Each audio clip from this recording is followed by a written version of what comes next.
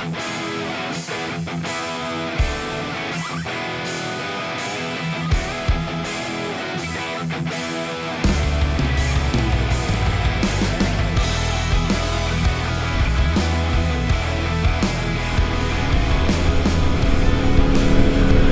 is it, folks. The last ride for the Ninja 400. At least for 2022, anyway.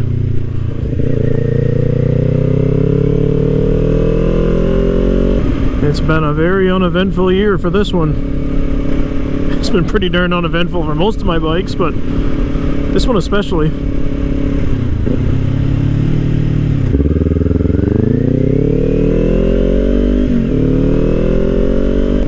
I haven't checked the numbers for an exact amount, but I'm sure it's less than 500 kilometers for the year on this thing.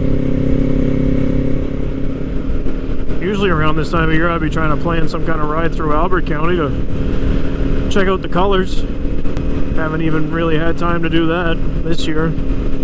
It could still happen on the weekend, but odds are it won't be on this bike, so figured I'd get it out and get some stabilizer ran through it. Get it ready to go away.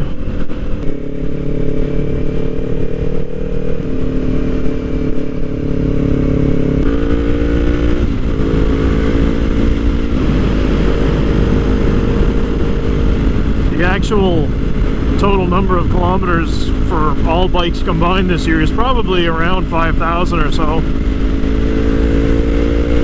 which is not horrible. It's nowhere near what I normally do years past, but the crazy thing is that nearly half of that total is made up by the KLX.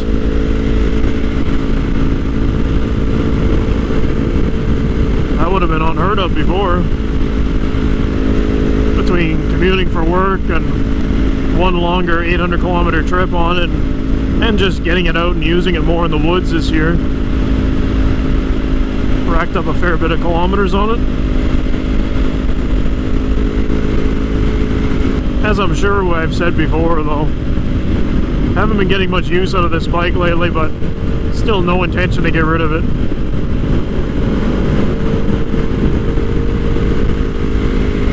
I'm sure the day will come when Tracy has more time to actually ride it, and if not, and it looks like it's just really going to sit and never get any real use from her, I'll think about converting it to a track bike.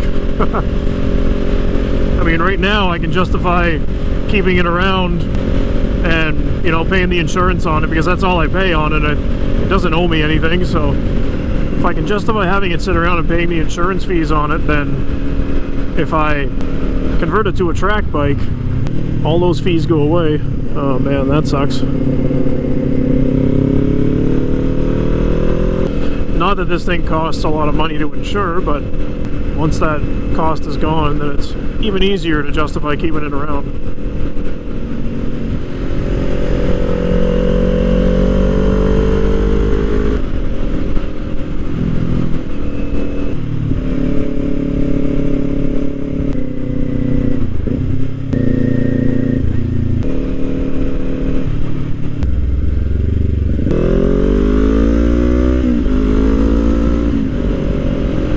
I suppose one nice thing about keeping the kilometers down is the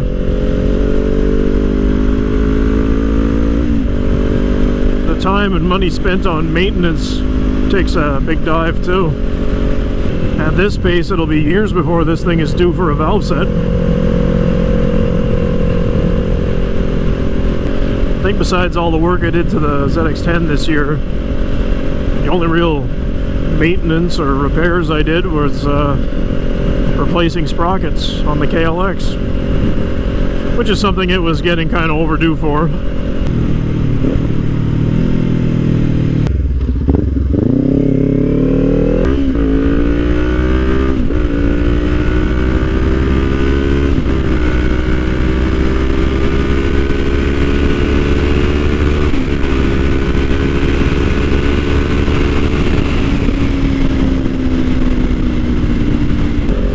To let her eat a little bit now and then. Just another quick check to make sure that clutch still isn't slipping anyway. I was just thinking we're like over 4 years in with this bike now. It's just crazy.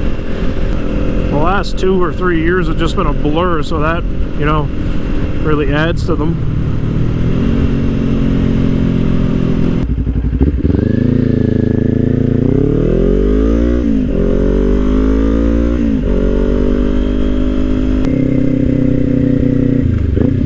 And in those 4.5 years or so, it's been totally trouble-free.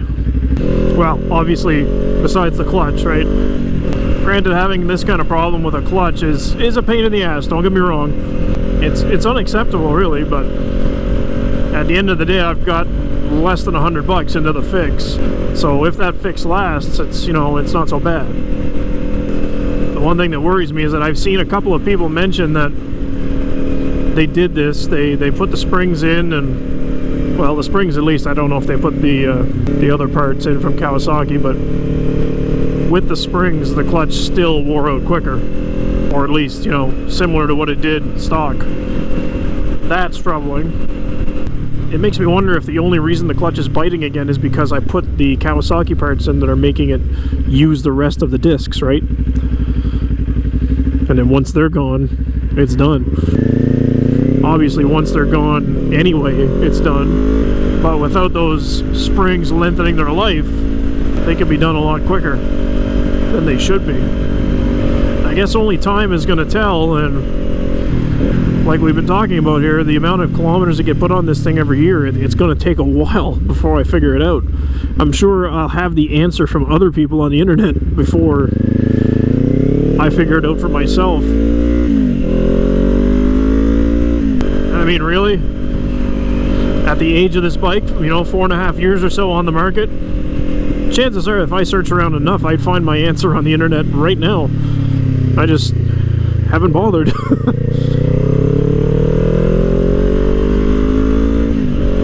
We'll just let it be a surprise.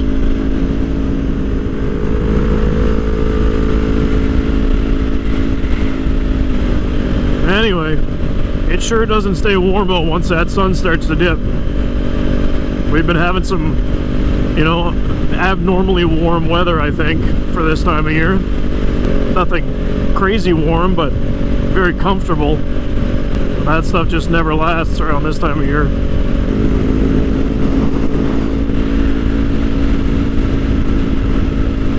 So with the sun getting low, I guess that's my cue to get home. So I guess head down there and hit some buttons and mash some gibberish into your keyboard to keep YouTube happy. Then come back here and find out which bike heads into hibernation next.